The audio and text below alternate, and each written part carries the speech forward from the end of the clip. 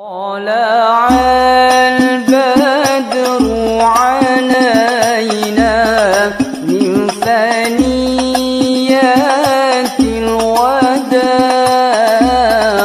وجب الشكر علينا. Assalamualaikum warahmatullahi wabarakatuh.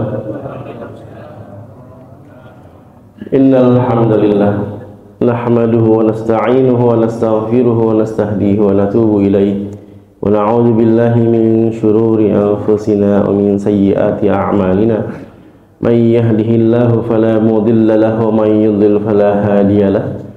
Asyhadu an la ilaha illallah wahdahu la syarika lah wa asyhadu anna Muhammadan abduhu wa rasuluh wa nabiyyuhu wa safiyyuh wa khaliluhu wa habibuh.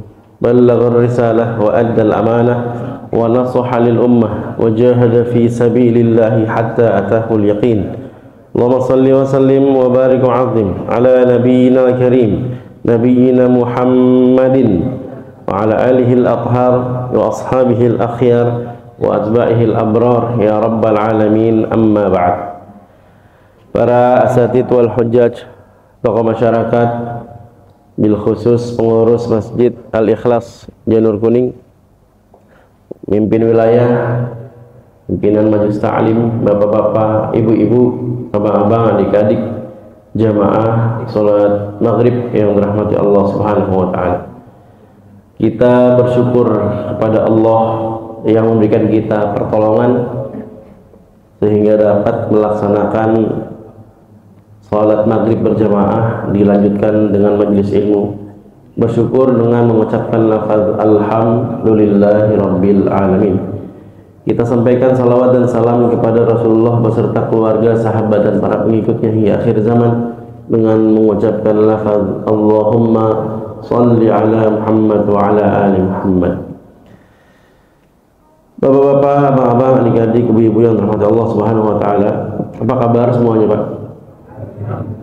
Daramang sedayana pripun kabare? Alhamdulillah.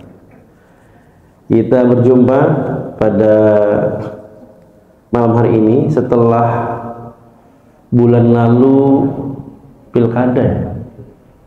Pekan terakhir bulan lalu pilkada ya. Saya kira malam ini libur juga nih Pak Haji.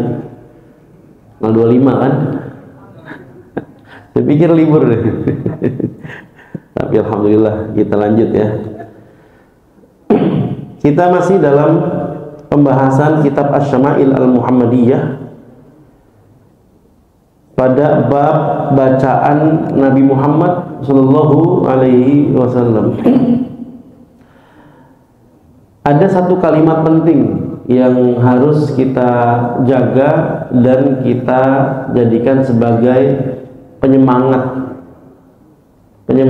agar kita terus mengenal Rasulullah Sallallahu Alaihi Wasallam. Saya sering mengulang-ulang bahwa ketika nanti di padang mahsyar kita semua membutuhkan syafaat dari Nabi Muhammad Sallallahu Alaihi Wasallam. Maka kalau kita mau tahu bagaimana posisi kita nanti di sisi Rasulullah Sallallahu Alaihi Wasallam,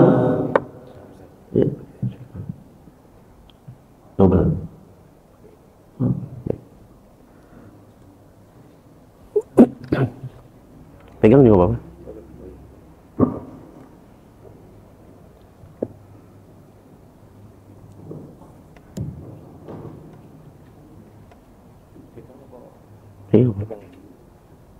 Aman, santai. Maka kalau kita mau mengetahui bagaimana posisi kita di sisi Rasulullah Sallallahu Alaihi Wasallam nanti di hari kiamat, ketika kita semua mengharapkan syafaat dari beliau, pastikan bagaimana posisi Rasulullah di hati kita. Saya ulangi, kalau kita mau tahu bagaimana posisi kita nanti bersama Rasulullah atau tidak di hari kiamat, maka pastikan bagaimana posisi Rasulullah di hati kita. Jangan sampai kita berharap mendapatkan syafaatul uzma dari Rasulullah SAW, ternyata nanti di hari kiamat Rasulullah nggak kenal kita. Siapa ini? Ya, bagaimana saya bisa kasih syafaat? Saya nggak kenal dia. Siapa ini? Ya, nggak pernah sholat. Siapa dia? Puasa Ramadan bolong-bolong. Siapa ini? Ya, nggak melaksanakan sunnah-sunnah ketika masih hidup. Jadi nggak kenal Rasulullah gitu. Maka sekarang ini kita pastikan, Mbak, sisa usia kita ya sampai kelak nanti Allah panggil wafat, pastikan kita makin hari makin kenal Rasulullah. Bukan cuma kenal, berusaha mencintai, mengamalkan, mendakwahkan. Nah, sering bilang kita bahwa kitab yang simple ya, nggak tebel-tebel banget tapi mencakup ya overall gitu ya, maksimal dalam karakteristik Rasulullah SAW itu Syama'il Muhammadiyah. Alhamdulillah sudah mulai banyak dikaji kan. Dulu kan kita kalau bahasa kajian taklim di masjid ya fikih, fikih gitu kan. Tapi kesini-sini saya perhatikan banyak, alhamdulillah sudah mulai menjamur ya kajian Asy-Syama'il Al-Muhammadiyah. Basic banget. Bagaimana kita berharap-harap ditolong Rasulullah tapi nanti Rasul nggak kenal kita, kan sakit banget. Sakitnya di mana, Pak? Nanti di padang mahsyar.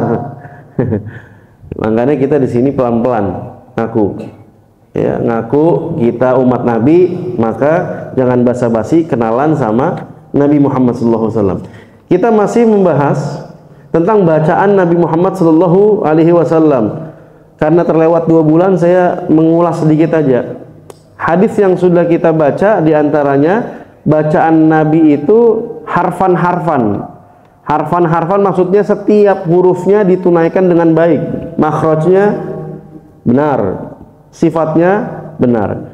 Ini kalau misalnya nggak ikut kelas atau nggak ada bimbingan khusus talaki bersama guru yang bacaannya fasih, biasanya yang sering kena adalah sifatnya, Pak. Ya, misalnya iyyaka na'budu wa iyyaka nasta'in. Nah, rokhwahnya mengalirnya nggak dapet gitu. Atau misalnya tabbat yada bat, harusnya bat. Nah, ada hembusan namanya hamas. Itu kan sifat huruf. Abi lahabi wa tab. Terdengar ya, Pak ya? Itu hamas, hembusan. Padahal justru sebaliknya, huruf ba tidak ada hembusan. Dia tertahan, dia nafas, jahar. Sifatnya jahar. Watab ditahan. Bukan watab. Ada. Kalau mic-nya cakap begini mah, kedengeran itu. Yang aman kalau imamnya nggak fasih, belum ngerti sifatul huruf, mikrofonnya, speakernya jelek, aman dia, nggak kedengeran. Tapi kalau speakernya bagus, ya bacaannya kurang fasih, nampak gitu. Wah, ini sifat-sifatnya tidak ditunaikan. Nah, di sini disebutkan ya, bacaan Rasulullah SAW harfan-harfan. Maksudnya setiap hurufnya dibaca dengan baik, makhrajnya, sifatnya, hukum-hukumnya. Hak mustahak ditunaikan. Kemudian di hadis berikutnya bacaan Rasulullah itu yaqta qira'atahu. Yaqta al-qata' al-wasl. Biasanya kalau guru-guru nyebut begini, sil. Maksudnya wasolkan, sambung. Karena di situ mungkin maknanya kalau qata diputus kurang bagus. Ya, jadi sil biasanya begitu. Wasolkan.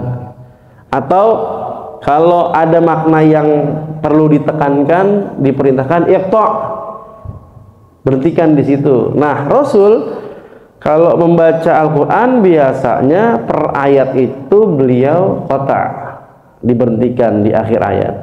Alhamdulillahi rabbil alamin, berhenti. Ar-Rahmanir Rahim, berhenti gitu. Nah, itu yang paling sering diamalkan Rasulullah Shallallahu Alaihi Wasallam. Bahkan ketika terburu-buru, ya, cepetin bacaannya biar cepat kelar, kalau bahasa kitanya mah ya, ditegur, ya. Allah menegur melalui malaikat Jibril, jangan buru-buru, ya. La tuharrik bihi lisanaka lita'jala bih. Kan gitu ya. Inna alaina, ya, sam'ahu, la tuharrik bihi lisanaka lita'jala bih. Inna alaina jam'ahu, ya, wa qur'anah. Jadi jangan buru-buru, ya. Ditegur tuh ketika Rasul mulai mempercepat. Tenang aja, tenang, jangan buru-buru wahai Rasulullah, ya. Sesungguhnya kami yang mengumpulkan Quran, yang menurunkan Quran, yang mengajarkan Quran, yang mendiktekan Quran. Jadi melalui malaikat Jibril dibimbing seperti itu. Talaki Rasulullah.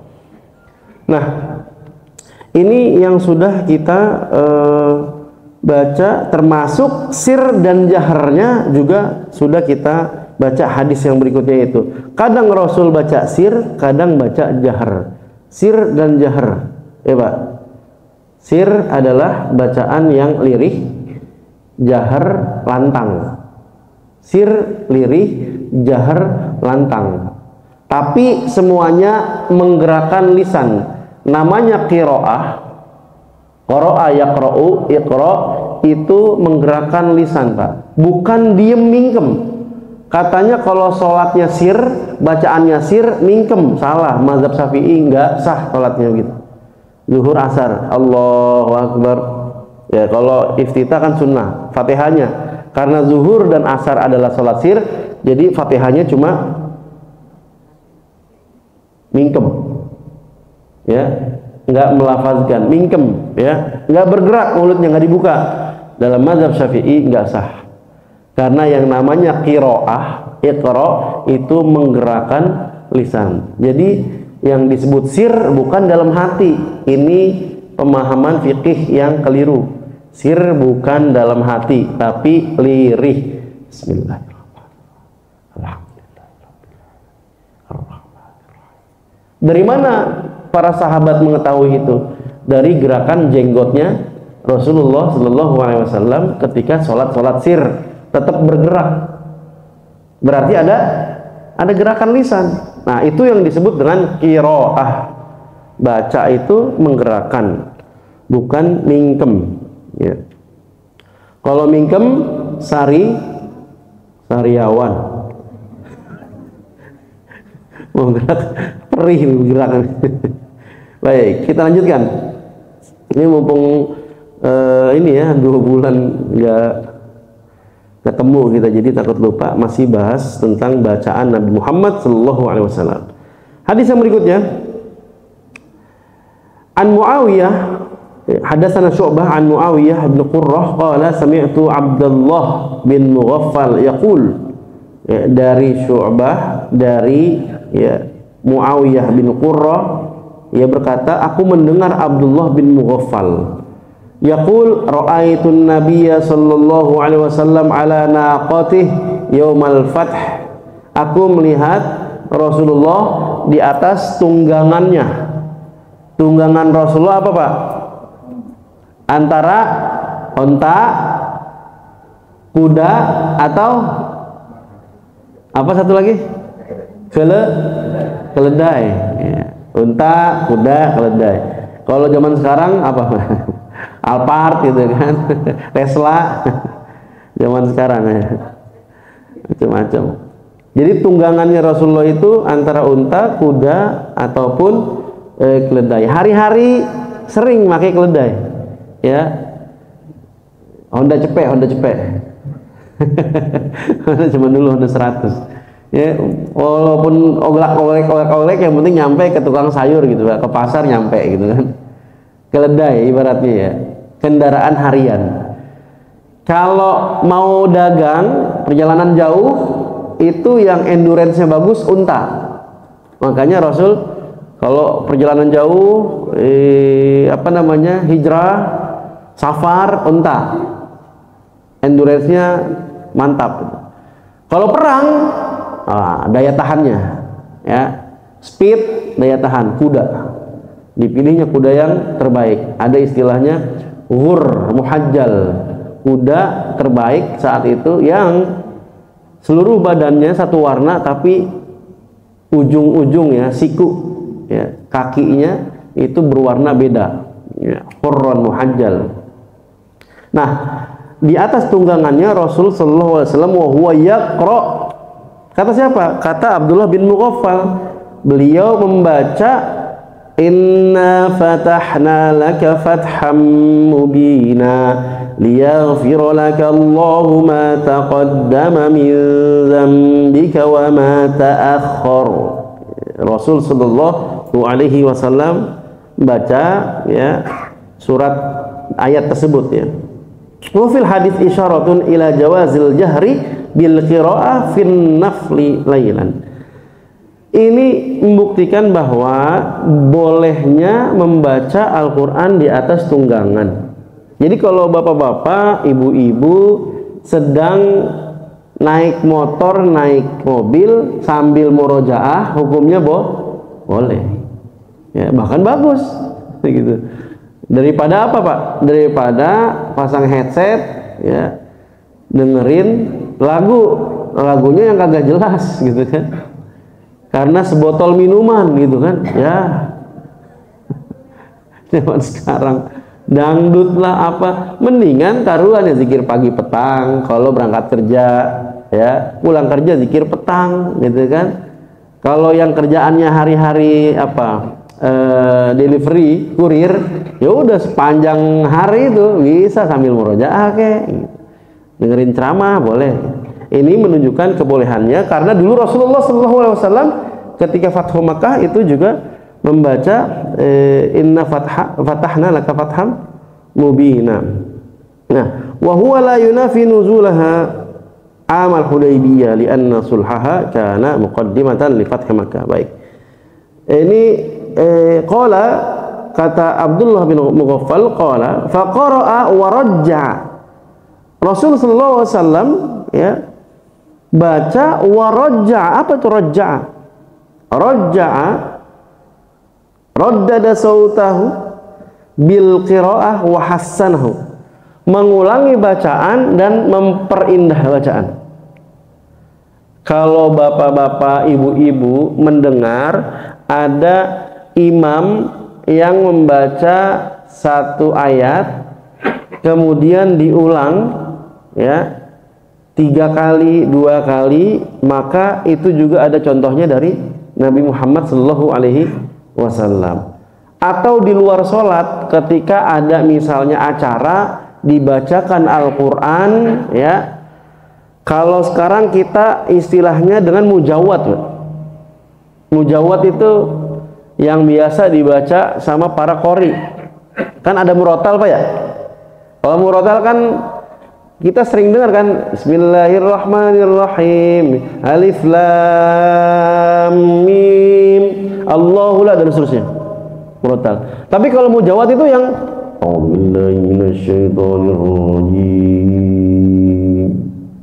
yang gitu tuh. Setiap awal acara mayoritas di Indonesia kan pakainya mujawad. Bismillahirrahmanirrahim. Ada bayati, nahawan, sika, jiharka, ya, ros, ya, sekarang ada kurdi, apa namanya, langgamnya, macam-macam nadanya itu. Nah, ada yang mengartikan hanya sekedar ala-ala murotal, diulangi, Inna fatahna laka fatham mubina, sekedar begitu aja. Ada yang mengartikan seperti mujawad. Kan Rasul faqara'a wa rajja'a, baca diulangi dengan suara yang merdu, gitu. Ini kan satu riwayat, nanti kita nemu lagi Pak riwayat yang lainnya yang mungkin berbeda, nanti ada penjelasannya, gitu. Nah, dalam hadis ini dijelaskan inna fatahna laka fatham mubina liyaghfira laka Allahu ma taqaddama min dzambika wa ma ta'akhkhar, diulangi 3 kali dengan suara yang indah dan suara yang lantang. Qala Wa qala Muawiyah ibn Qurrah, laula an yajtami an-nasu alayya la akhadtu lakum fi dzalika as-saut au qala al-han. Jadi kan ini sahabat tabi'in melanjutkan riwayat-riwayat. Sekarang hidup di zaman kita, misalnya kita sebut saja imam kita Ustadz Abdul Basit. Beliau ketika mengimami misalnya Idul Fitri, Idul Adha, ada yang diulangi salah satu ayatnya sebanyak 3 kali. Berlalulah zaman demi zaman, wafat beliau, kemudian generasi setelahnya, ya, dan setelahnya lagi saling menceritakan. Dulu ada imam Al-Ikhlas Janur Kuning namanya Ustadz Abdul Basit. Kalau lagi sholat Idul Adha, Idul Fitri, baca surat ini pernah diulangi terus saja, riwayat itu diceritain terus, jadi contoh begitu kan. Sama ya, sahabat-sahabat, tabi'in juga saling meneruskan riwayat itu, menceritakan. Oh iya, dulu Rasul pernah tuh waktu Fathu Makkah membaca ayat tersebut, kemudian diulangi 3 kali dan diindahkan bacaannya. Ya kan, Fathu Makkah, Pak, yang tadinya dikuasain kafir Quraisy, berbagai rasa pilu, penderitaan, penyiksaan, boikot, propaganda dan seterusnya. Ini saat ini Gaza kan dari Oktober, berarti 1 tahun 2 bulan, 1 tahun 2 bulan di boikot, di embargo, semuanya dihalangin, makanan, bantuan segala macam masuknya sedikit demi sedikit, dilaparkan dan seterusnya. Dulu Nabi dan para sahabat 3 tahun, Pak. Ya, sirah. Dalam sirah Nabawiyah 3 tahun itu. Sampai bukan hanya makanan dilaparkan, enggak. Yang datang membawa dagangan dari luar mau ke dalam Mekah, itu di pintu perbatasan, ya, di sabotase, diborong, ya. Kemudian dijadiin hak milik dan nggak bisa masuk ke dalam. Udah, nggak usah masuk ke dalam, saya borong aja semuanya di pintu perbatasan masuk Mekah. Biar apa? Biar nggak sampai ke Nabi dan para pendukungnya, ya. Nah, bukan cuma itu, yang di dalam nggak boleh bergaul, nggak boleh duduk, nggak boleh ngobrol sama Nabi dan para pendukungnya. 3 tahun itu, Pak. Sampai ada riwayat mengatakan bahwa Nabi, keluarga Nabi, sahabat Nabi yang sudah masuk Islam itu makan rerumputan, ya, makan rerumputan yang ada di sana karena nggak boleh mendapatkan hak makan minum seperti kafir Quraisy gitu. Jadi betapa bahagianya Rasulullah SAW ketika Mekah dibuka. Saya sebut Fatah itu pembukaan kota Mekah, ya, karena seringkali kita merasakan diksi pemilihan kata penaklukan itu kurang pas sebetulnya dengan Fatah. Fathu Makkah, pembukaan kota Mekah, karena Fathu artinya Al-Fatihah, apa? Pembuka. Fathu Makkah, pembukaan kota Mekah gitu. Jadi kalau diartikan penaklukan, rasa-rasanya tuh kurang pas dengan yang memang dilakukan oleh Rasulullah ketika itu. Apa maksudnya Fathu? Fathu itu yang tadinya pasar menerapkan ribawi, setelah dibuka Mekah dicek cara muamalahnya, ya, interaksinya, transaksinya seperti apa, ada kebohongan atau enggak, ribawi atau enggak, pinjam-pinjamnya, sewa-menyewanya dan seterusnya. Jadi dibuka, yang tadinya tertutup masa jahiliyah dibuka, pemikirannya dibuka, cara beragamanya, kehidupannya semua dibuka, ya. Maka itu disebut Fathu Mekah. Nah, balik ke pembahasan tentang bacaan Nabi di sini jelas, ya, Nabi memperindah bacaannya. Nah, kata sahabat yang menceritakan tentang kejadian itu, ini kalau misalnya saya nggak khawatir jadi fitnah zaman sekarang nih, kalau saya nggak khawatir orang-orang bakal nganggap aneh, saya bakal lakuin apa yang dulu Rasul lakuin, gitu. Jadi ketika ramai orang-orang kumpul, tiba-tiba melantangkan suara baca inna fatahna laka fatham mubina, dibagus-bagusin. Tapi sayang aja saya khawatir nanti ini apa-apaan nih orang katanya. Tiba-tiba baca surat sendirian, teriak sendiri gitu. Artinya memang para sahabat menyaksikan hal itu. Baik. Hadis berikutnya ya, yaitu an Qatadah ini salah satu generasi tabi'in. Ma ba'atsallahu nabiyyan illa hasanal wajhi hasanas sauti. Tidaklah Allah Subhanahu wa taala mengutus nabi kecuali wajahnya tampan, suaranya merdu. Ini dalil bahwa nabi pun suaranya merdu. Ya. Wajahnya tampan jelas. Ya, tapi di awal-awal kajian Syama'il Muhammadiyah mungkin ada satu hal yang debatable, Pak. Nampaknya di kalangan masyarakat itu tidak semua bisa menerima tentang permisalan. Saya kan pernah bikin slide PowerPoint itu wajah Rasulullah, alis Rasulullah, hidung Rasulullah gitu kan.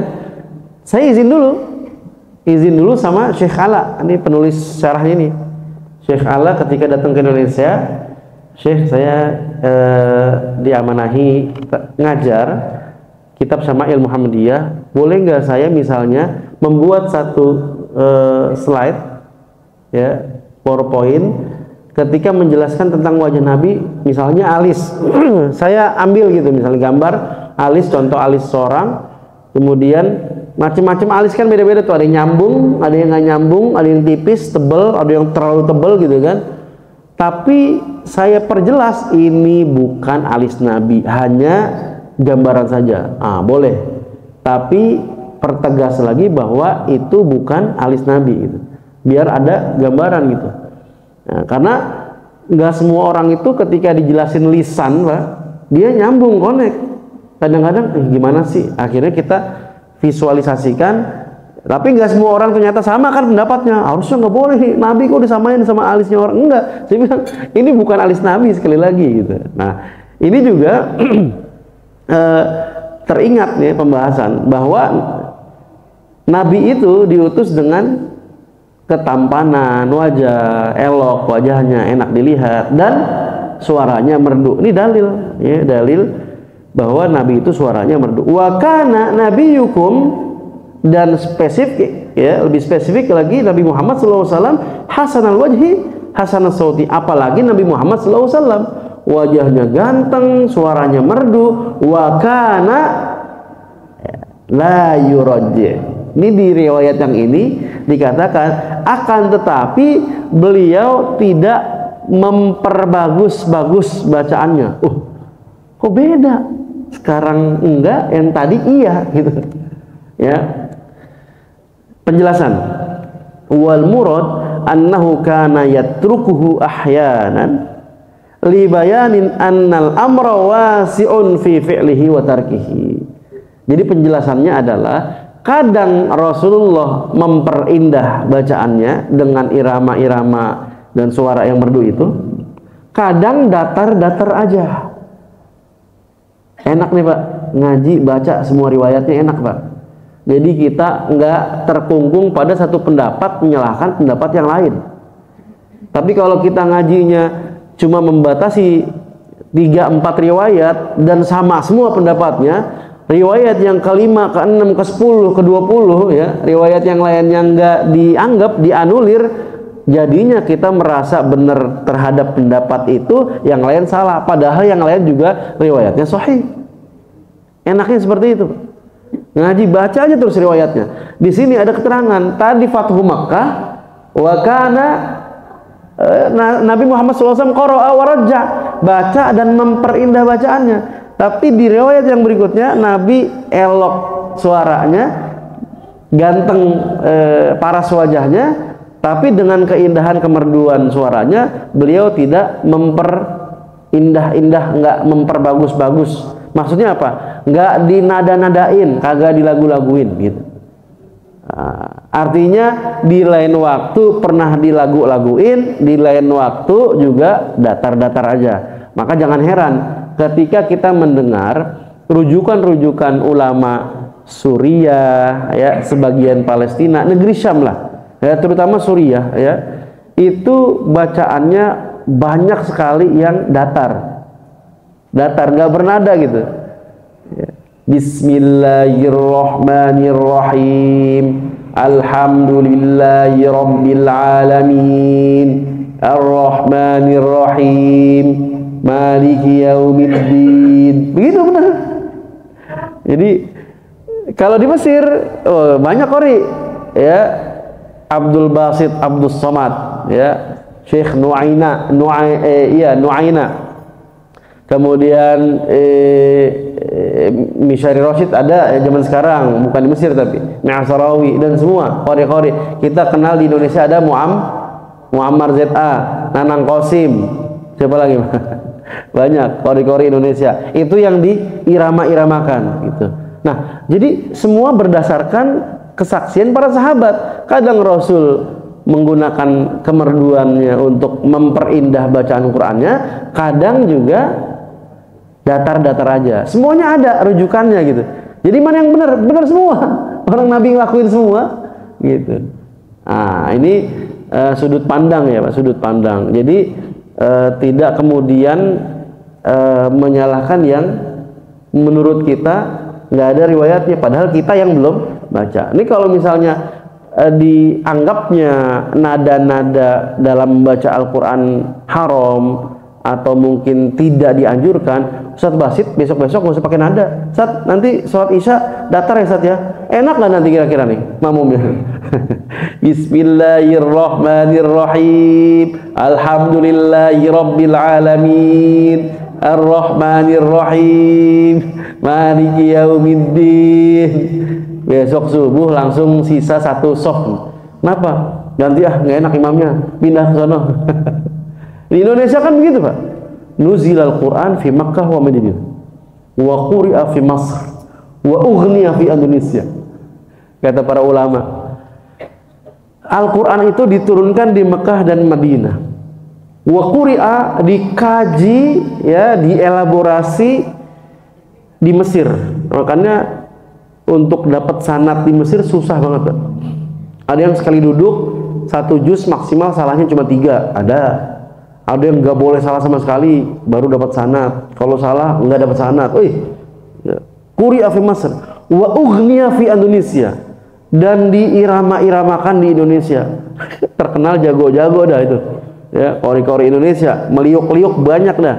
Makanya sekedar sharing aja, 2017, 18, 19 itu ketika jelang Ramadan, biasanya 6 bulan sebelumnya kami melakukan seleksi imam-imam Palestina yang mau datang ke Indonesia. Bukan seleksi bacaan, bukan Pak, seleksi nada.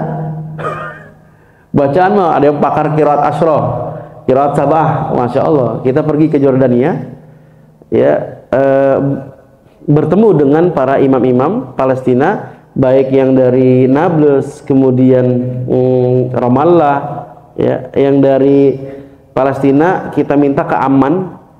Kemudian yang di Amman adalah imam-imam Palestina yang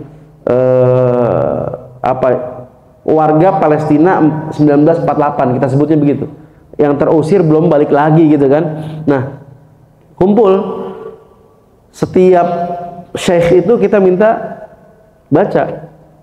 Di kertas kita udah ada penilaian, ya, penilaian bacaannya, makhraj, sifat, semuanya udah pasti, dan rata-rata kan bagus ya. Tapi kemudian nadanya nih yang kita jadikan pertimbangan nilai plusnya. Yang lainnya retorika menyampaikan maklumat segala macam, terus kita ajak ngobrol sambil diem-diem kita melakukan penilaian fikrohnya, pemikirannya bagaimana. Nah, itu ada nih pengalaman yang unik ya. Jadi imam-imam yang pernah datang ke Indonesia sebelumnya, mereka mengundang gurunya mereka. Ada 2 orang, satunya pakar terkenal di Irbid, salah satu kota di Jordania. dipersilakan baca. Mereka sangat nampak memuliakan syekhnya itu. Pas baca datar banget Pak. Oke, kita nggak tahu bahwa itu syekhnya mereka. Baca aja, Alhamdulillahi Rabbil Alamin, Ar-Rahmanir Rahim, Maliki Yaumiddin. Aduh, itu nadanya datar banget. Terus ya kalau bahasanya kita mah kurang enak, kurang merdu gitu kan. Udah kita lakuin penilaian.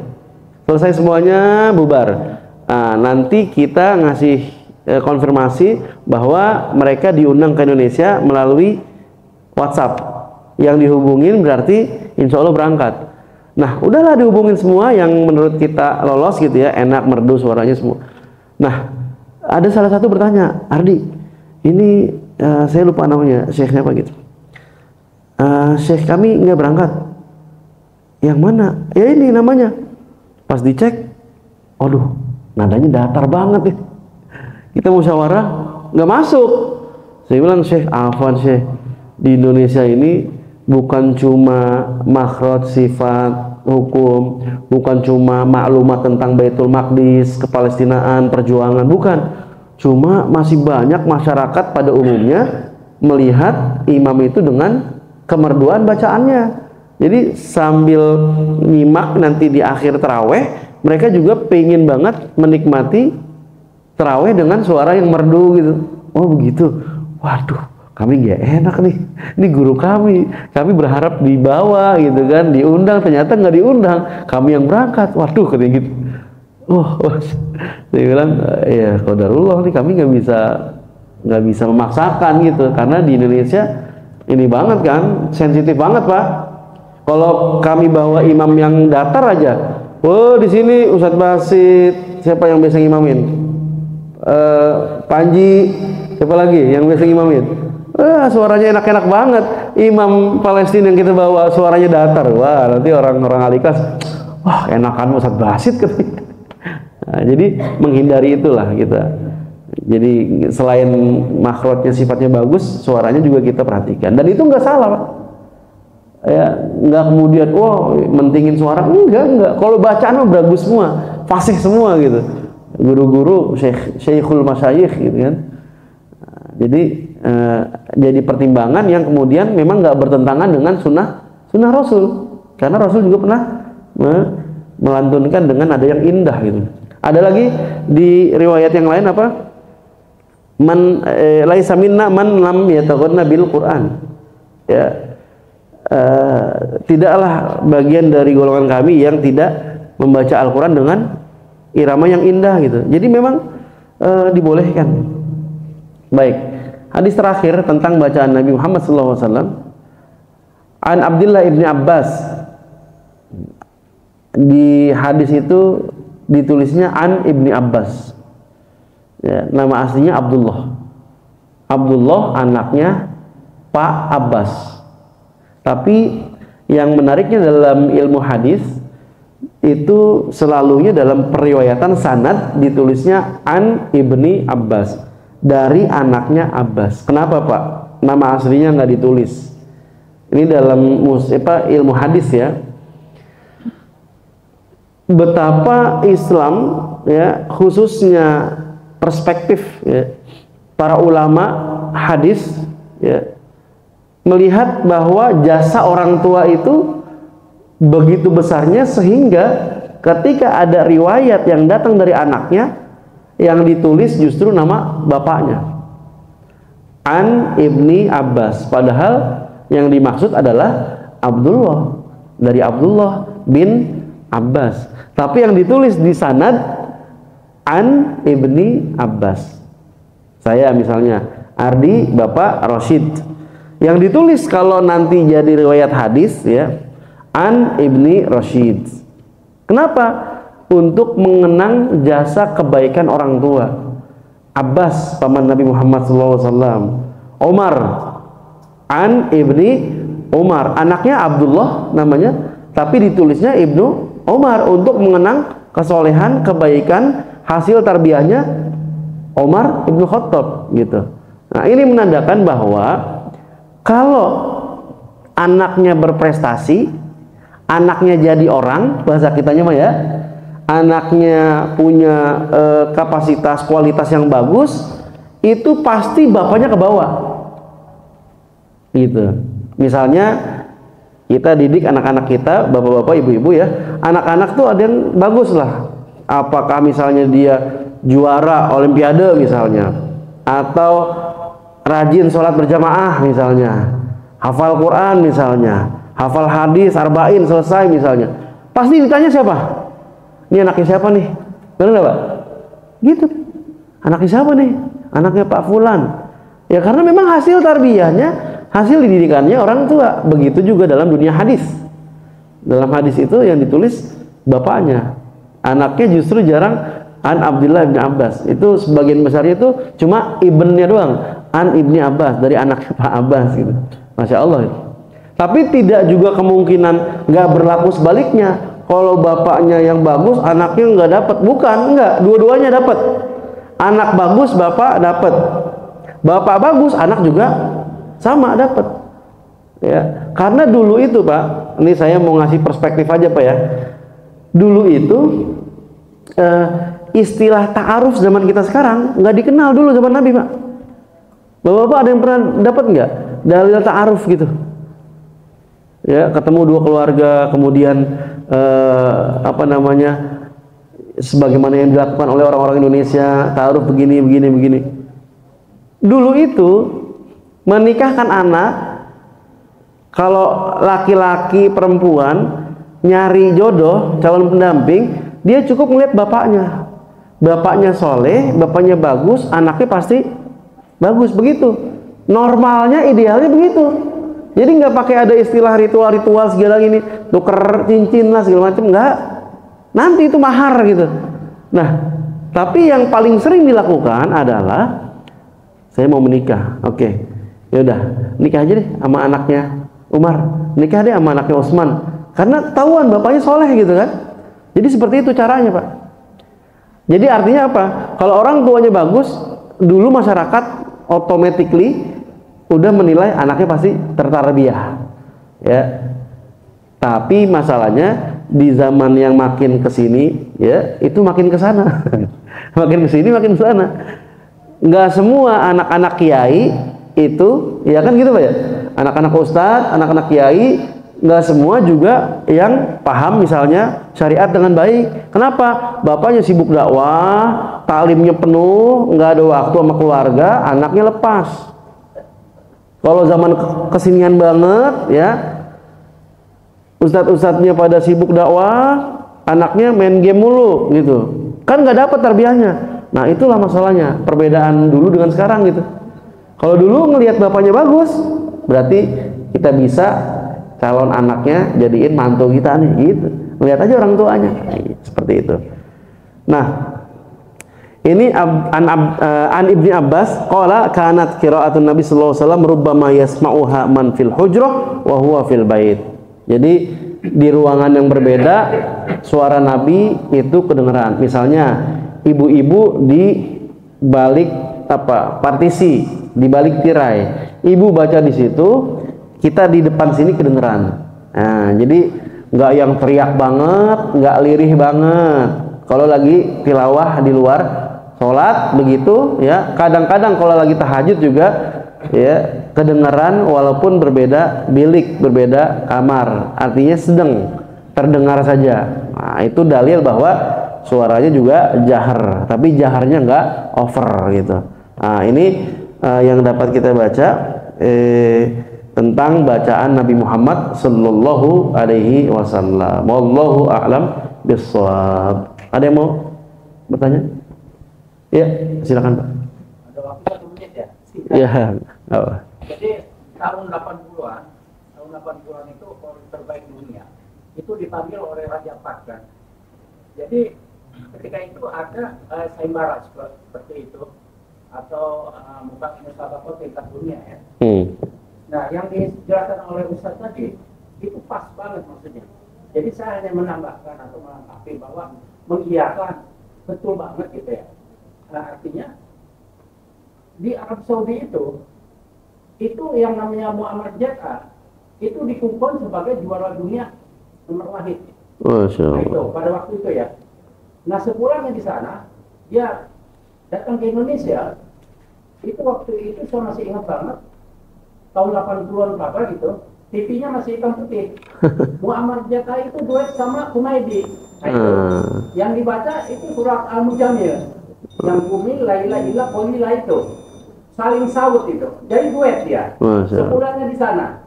Entah itu hadiahnya berapa banyak gitu dia. Muhammad Jaka ya. Dipanggil oleh Raja Jepang. Jadi dipupukan sebagai juara dunia nomor 1. Nama siapa Pak? Lagunya Cinta Lagu ya, Cinta apa lagi ya? Iramanya bacaan. Bacaan bagus, suaranya juga bagus. Iya. Nah, itu dia. Nah, itu aja betul. Nama siapa Pak? Pandang. Pandang, makasih Pandang nih tambahan referensinya ya. Beda generasi beda ini ya. Tambahan referensi ya, Masya Allah. Bukan Arab Saudi yang juaranya, orang Indonesia. Masya Allah, di Saudi gitu ya. Masya Allah. Dipanggil ke Saudi. Kalau sekarang kita, mudah-mudahan yang belum juga dikasih kesempatan menjelajah juga ya ke Turki, kemudian berkunjung ke Hagia Sophia dan Blue Mosque, ya tungguin waktu sholat, itu duet, ya Hagia Sophia, Allahu Akbar, Allahu Akbar, ntar Blue Mosque tuh, Allahu Akbar, Allahu Akbar, Hagia Sophia lagi, Allahu Akbar, Allahu Akbar, nyaut lagi, gitu azannya. Wih, keren ini, disetting gitu, emang disetting masing-masing dengan nadanya masing-masing gitu. Wah, keren. Jadi buktinya begini, kalau sampai saat ini di setiap negara ya ada praktik-praktik seperti itu dan ulamanya juga tidak ada yang melarang, berarti memang menunjukkan kebolehannya.